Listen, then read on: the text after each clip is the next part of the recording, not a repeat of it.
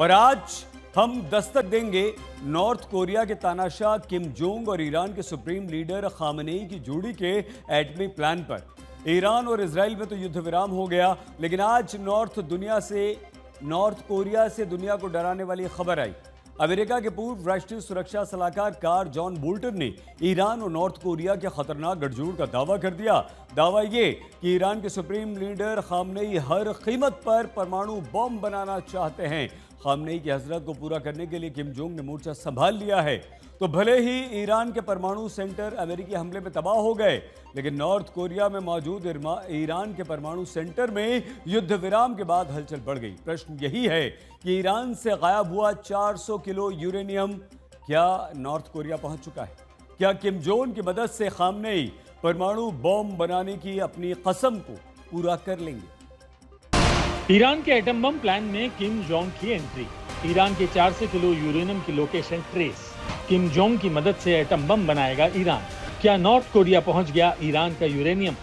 Khamenei की कसम पूरी करवाएगा किम जोंग। नॉर्थ कोरिया के तानाशाह किम जोंग की सबसे बड़ी ताकत उसके एटम बम है। वही एटम बम जिसके दम पर किम जोंग खुल्लम खुल्ला अमेरिका को धमकाने से पीछे नहीं हटते। तमाम प्रतिबंधों के बावजूद 2006 में नॉर्थ कोरिया ने परमाणु परीक्षण किया। अब अमेरिका के पूर्व एनएसए जॉन बोल्टन ने किम जोंग के एटमी प्लान को लेकर सनसनीखेज दावा किया है। दावा नंबर 1, ईरान के एटम बम वाले प्लान में किम जोंग का अहम रोल। दावा नंबर 2, गुपचुप तरीके से ईरान की मदद कर रहा है नॉर्थ कोरिया। दावा नंबर 3, नॉर्थ कोरिया में ईरान के परमाणु प्रोग्राम का एक हिस्सा मौजूद है। दावा नंबर 4, नॉर्थ कोरिया में भी ईरान का अंडरग्राउंड परमाणु सेंटर है। एक इंटरव्यू के दौरान जॉन बोल्टन ने ईरान के परमाणु प्रोग्राम को लेकर कहा, मुझे सबसे बड़ी चिंता यह है कि ईरान के परमाणु कार्यक्रम के कुछ हिस्से उत्तर कोरिया के एक पहाड़ के नीचे स्थित हैं। जॉन बोल्टन का दावा यही है कि नॉर्थ कोरिया के अंदर भी ईरान के परमाणु प्रोग्राम का एक हिस्सा मौजूद है, यानी आज नहीं तो कल ईरान एटम बम बना सकता है। वहीं दूसरी तरफ एंजेलो स्टेट यूनिवर्सिटी में प्रोफेसर ब्रूस बेक्टोल मानते हैं कि ईरान के परमाणु प्रोग्राम के पीछे नॉर्थ कोरिया का बड़ा हाथ है। ब्रूस बेक्टोल एक विशेषज्ञ हैं और नॉर्थ कोरिया पर कई किताबें लिख चुके हैं। ब्रूस बेक्टोल की माने तो ईरान को यूरेनियम की सप्लाई नॉर्थ कोरिया से हुई। यही नहीं, ईरान के 3 अंडरग्राउंड परमाणु सेंटर फोर्डो, नतांज और इस्फहान को बनाने में नॉर्थ कोरिया ने पूरी मदद की।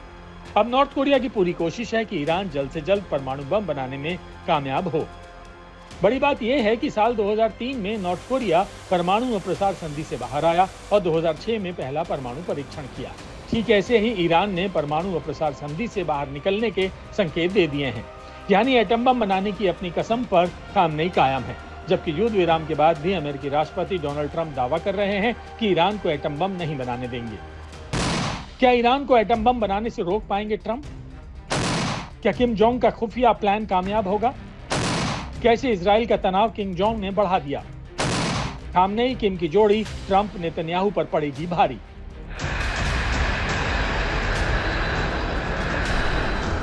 अमेरिका ने ईरान के 3 परमाणु केंद्रों पर B-2 से 13,600 किलो के कई बंकर बस्टर बम गिराए। दावा यही है कि ईरान का परमाणु सेंटर तबाह हो गया, अब ईरान कभी परमाणु बम नहीं बना पाएगा। ऐसे में सवाल यही है कि ईरान के पास मौजूद 400 किलो यूरेनियम कहां है? वही 400 किलो यूरेनियम जिसकी मदद से ईरान 1-2 नहीं बल्कि 10 एटम बम बना सकता है। आज 400 किलो यूरेनियम को लेकर सबसे बड़ा सस्पेंस है। वजह है, हमले से ठीक पहले फोर्डो परमाणु सेंटर के बाहर नजर आए ट्रक। सैटेलाइट तस्वीरों में फोर्डो परमाणु केंद्र के बाहर 16 ट्रकों का काफिला दिखाई दिया था। आशंका जताई जा रही है कि इन्हीं ट्रकों के जरिए यूरेनियम को शिफ्ट कर दिया गया था। हालांकि यूरेनियम को लेकर अभी तस्वीर साफ नहीं है, लेकिन ईरान के उप विदेश मंत्री अली बाकेरी कहतरमांची का दावा है कि 400 किलो यूरेनियम को पहले ही हटा दिया गया था। हमने लगभग पूरा संवर्धित यूरेनियम हमलों से पहले गुप्त स्थान पर पहुंचा दिया था। अगर दावा यही है तो ईरान का वो सीक्रेट ठिकाना कहां है? क्या यूरेनियम को नॉर्थ कोरिया भेज दिया गया या फिर किसी दूसरे अंडरग्राउंड लोकेशन पर शिफ्ट कर दिया गया? अमेरिका के उपराष्ट्रपति जेडी वेंस ने कहा कि हमले से पहले गायब हुए 400 किलो यूरेनियम के बारे में ईरान से बात होगी। अमेरिका को यकीन है कि फोर्डो, नतांज और इस्फहान में मौजूद ईरानी परमाणु ठिकानों को या तो गंभीर क्षति पहुंची है या वो पूरी तरह से नष्ट हो चुके हैं। जेडी वांस ये भी कहते हैं कि वो इसकी सटीक जानकारी नहीं दे सकते हैं और इसको लेकर वो पूरी तरह से निश्चित नहीं है। अगर ईरान के न्यूक्लियर प्रोग्राम को देखें तो 3 मुल्कों का हमेशा साथ मिला, चीन, नॉर्थ कोरिया और रूस।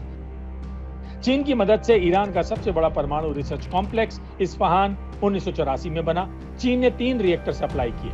नॉर्थ कोरिया ने परमाणु केंद्रों पर अंडरग्राउंड सुरंगों के डिजाइन और निर्माण में मदद की, जबकि रूस के सैकड़ों परमाणु वैज्ञानिक आज भी ईरान के परमाणु केंद्र में काम कर रहे हैं। ईरान बीते 3 दशकों से एटमी हथियार बनाने की कोशिश कर रहा है, लेकिन नाकाम रहा, जबकि नॉर्थ कोरिया ने तमाम प्रतिबंधों के बावजूद एटम बम बनाने में कामयाबी हासिल की। आज नॉर्थ कोरिया के पास 50 परमाणु बम है।